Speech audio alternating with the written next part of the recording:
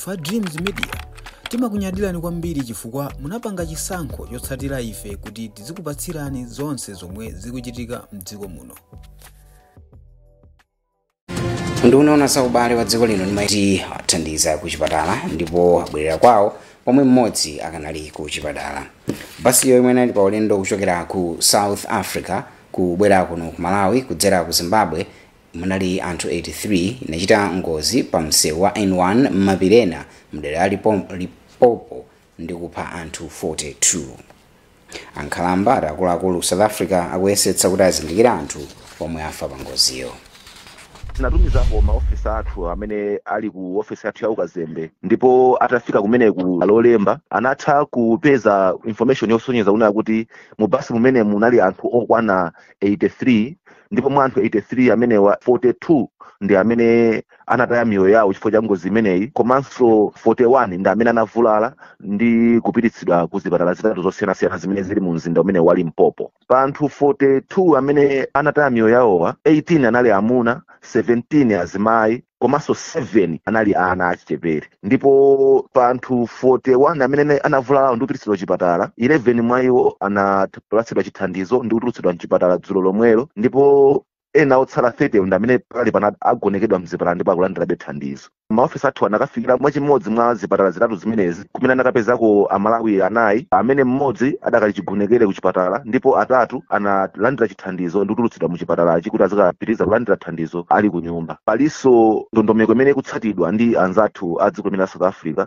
kuti apeze kwenikweni pachizungu tikhoza kuti identity ya anthu amene ataya miyoyo yawo pa ngozi. Process imene pachizungu amati forensic analysis kuti azukute bwinobwino ndi kudziwa mokha ndi chitsimikizo kuti matupi a abale athu otisi yawo mayina awo komanso kochokera kwawo ndi kwakuti. Banki yaikulu mdziko lino ya Reserve Bank yatsimikizira Malawi kuti sipakhalanso kutsitsa mphamvu kwa ndalama yakwacha ngakhale panali mantha kuti zinthu zikhoza kutero.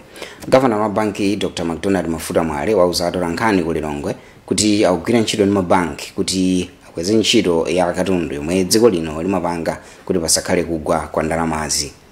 Iwo ati zokambirana zomwe nduna ya zachuma Joseph Mwanamveka yakhala nazo ndi maiko omwe amathandiza dziko lino pachuma zakhala zikulunjika pa ndondomeko yomwe ingathandize kuti dziko lino likhale ndi chakudya chokwanira, fetereza komanso ndalama zakunja. Tindi ripoti ya Dickson Chivati Gondwe. Mkulu wa banki ya Reserve Dr. McDonald Mafuta Mwale wati zokambirana zomwe nduna ya zachuma Joseph Mwanamveka akhala nazo pakatipa ndi maiko omwe amathandiza dziko lino pachuma zinalunjika pa ndondomeko zomwe zingathandize kuti dziko lino likhale ndi chakudya chokwanira, mafuta a galimoto, chakudya komanso ndalama zakunja. Malinga ndi Mwale, banki ya Reserve ayika ndondomeko zosiyanasiyana zomwe zithandizira kuti dziko lino lizipeza ndalama zakunja kudzera mkatundu omwe limagulitsa. Tikhabe tikugwira ntchito ndi anzathu amabanks, anzathu ama financial sector kuti zinthu zimenezo zilekeke. Komadi kumbali yathu tikuthokoza kuti parliament yomalizira ija inatipangira approve foreign exchange bill imene yatipatsa mphamvu kwambiri ifeyo kunena kuti we can penalize a bank tikhoza kuwalanda license. Katswiri pa nkhani zachuma Christopher Mbukwa wapempha akuluakulu a RBM kuti ayike ndondomeko zomwe zithandizira kuti chuma cha dziko lino chibwerere mchimake. Ngati angapange devalue kwacha kuzakhala mavuto osiyana-siyana. Yoyamba ndi vuto la kukwera mitengo kwa katundu osiyana, ndipo zimene zizapangisa kuti anthu ambiri agwe mu mpawi woopsa. Njira yachiwiri ndiyoti ngati sapanga devalue afunika kuti apange support production. Amalawi ambiri akhalali ndi mantha kuti boma latsopano la DPP litha kutsitsa ndalama yakwacha yomwe yakhala yosakhazikika kwenikweni ndi ndalama zakunja pondengeranso amene zakhala zikuyendera pa misika yosavomerezeka. Malo mazodi yake kuno ku Lilongwe, ndine Dickson Chivati Gondwe. Bungwe lomenyera ufulu wa ugula la kama lati ndondomeko ya makono yolembetsa nambala za lamya za mmanja pogwiritsa zala mwa zizindikiro zina ndi mwayi kwa Malawi kuti ateteze mbiri yawo komanso ndalama kwa anthu akuba kudzera pa lamya. Mkulu wa bungweli a John Kapito wauza Zodiac kutsatira chilinganizo cha bungwe la Macra pamodzi ndi bungwe la kalembera waunzika la NRB kuti yambe ntchitoyi patadutsa pa 20 mwezi uno ndipo ntchito yazayitsiriza mwezi wa Machi chaka chamawa. Pakadali pano mkulu ofalitsa nkhani ku bungwe la Macra alimbani Nsabato wati wapitiriza kuzindikitsa nzika ubwino akalembera wa nambala zalamya zam'manja. Tili ndi ripoti la Blessings Kang'ombe. Kalembera wa nambala zalamya zam'manja adzalola munthu kukhala ndi nambala zovomerezeka zosapyola 10 komanso kampani nambala zosapyola 30 malinga ndi bungwe la Makra.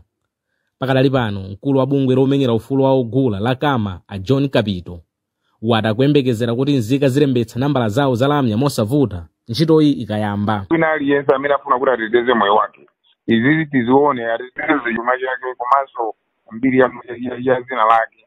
Nkofunika kuti tonse tipite vikalembesa tipezenso pasimu kada amene wamunafotokozera tikalembesa zimene zozo zikhala ndithu chitsimikizo kuna kuti taziteteza toka chachikulu ndikuziteteza weka. Mkulu ona zofalitsa nkhani ku bungwe la Makra Alimbani Nsapato wati kalemberayo adzatsiriza mwezi wa Machi chaka chamawa, choncho nambala zomwe sazilembetsa zidzasiya kugwira ntchito yake. Kufuna kwa konzekeresa amalawi kuti tikamayamba kalembera ameneyo apite maunyinji kuti alembese ndi kukhala ndi ma simu card omwe ali otetezeka ku umbanda omwe akumakonda kuchita anthu masiku ano. Padakali pano tikuyembekezera kuti ntchito imeneyi tizamaliza pofika March 2026. Bungwe la Makra pachiyambi linayika mwezi wa Julai chaka chino kuti liyambe kalemberayo, koma linasintha masiku popereka mpata ku kampani zalamya zam'manja kugula zipangizo zogwirira ntchitoyi mwa zina. M'malo mwa Zodiac kumchinji ndine Blessings Kang'ombe. Mpingo wa CCP mu Synod ya Livingstonia yati ndalama zokwana 1 billion kwacha zimene boma linapereka ku sukulu za Mbeera Mpoyamba sizokwanira kuthana ndi mavuto amene nthambi ikukumana nawo. Mkulu wa Mbeera Mpoyamba ku Synod ya CCP ya Livingstonia Mbusa Nase Chunga ndi walankhula izi kwa atolankhani mu mzinda wa Mzuzu. Temwa Nyirenda walemba ripotili. Mkulu wa nthambi yoona za Mbeera Mpoyamba ku CCP Synod of Livingstonia Mbusa Nase Chunga wati akhala pansi ndi boma kuti aonjezere ndalama zimene zimaperekedwa ku ntchito za Mbeera Mpoyamba kuti zifike pa 36 billion kwacha. Achunga ati padakali pano ana 54 pa 100 aliwonse ndi amene amakwanitsa kupita ku sukulu za Mbeera Mpoyamba, koma ndi khumbo lawo kuti chiwerengerochi chikwere kwambiri. Ife tikunenanso kuna kuti muziko muno ndi vuto lina lomwe boma silikako chuma chokwanira ku nkhani za Mbeera Mpoyamba. Mukaonesesa ngati ndalama zonse chaka chino zomwe chikupita ku nkhani za Mbeera Mpoyamba ndi pafupi 26 billion, koma 1 billion yokha ndi yomwe yochoka ku boma la Malawi, and ndalama zina zonse zochokera kwa azathu otithandiza maiko ena amene kwambira budget ikubwera tipasaso ndalama zimenezo. Leti kuona kuti tili pa chiopsezo, ndipo tikupempha kuti tsopano boma liwonesese kuti layamba kuyikapo ndalama zambiri. Timaonesesa kuti mwina patakhala poyambira 36 billion kupita mwamba zitha kutithandiza kwambiri kuti ndalama zikhalepo ndipo ntchito igwirike bwino. Mkulu woona za chisamaliro cha anthu ndi ku khonsolo ya Mbeera Helen Simwaka analimbikitsa magulu okhudzidwa kuti athandizire ntchitoyi ponena kuti maphunziro a Mbeera Mpoyamba amaumba tsogolo la ana komanso la dziko. Boma ndi mabungwe amene asale a boma koma kugwira ntchito za Mbeera Mpoyamba tipange mgwirizano onena kuti tithandizire kwambiri kugwira ntchito za Mbeera Mpoyamba popereka zofunikira ku ntchito imeneyi. Chifukwa amene mwafotokozera kuti ndi mavuto ambiri ndizoona, chifukwa chonena kuti ndipereka isazo kwambiri ndi zikamba za boma la Mzimba North. Tikukamba zonena kuti ndi ma centers ambiri opitirira ma 500, komano out of 500 ma centers amene tili nawo mboma lino amene ali ndi ma structures okhazikika abwino tili nawo 78. Izadziwika pa mkumano omwe unakonzedwa ndi cholinga chowunikira mfundo zokopa anthu azipani zikuluzikulu za mdziko muno pa chisankho cha ngothachi ndi cholinga chokweza ntchito za Mbeera Mpoyamba. Mukuonera nkhani pano pa Zodiac ndi zambiri posayidwapa.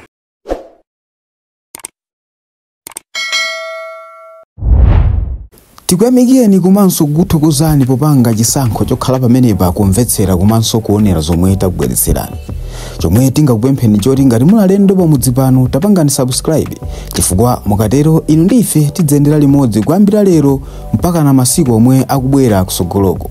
Timabweratu ndi nkhani zochokera ngodya zonse zinayi za mdziko lino, kotero kuti inu simukuyenera kuti mukhale kunja kwa nkhani zimenezi. Tapangani subscribe, like, comment komanso share kuti tikhale limodzi mu ulendo umenewu.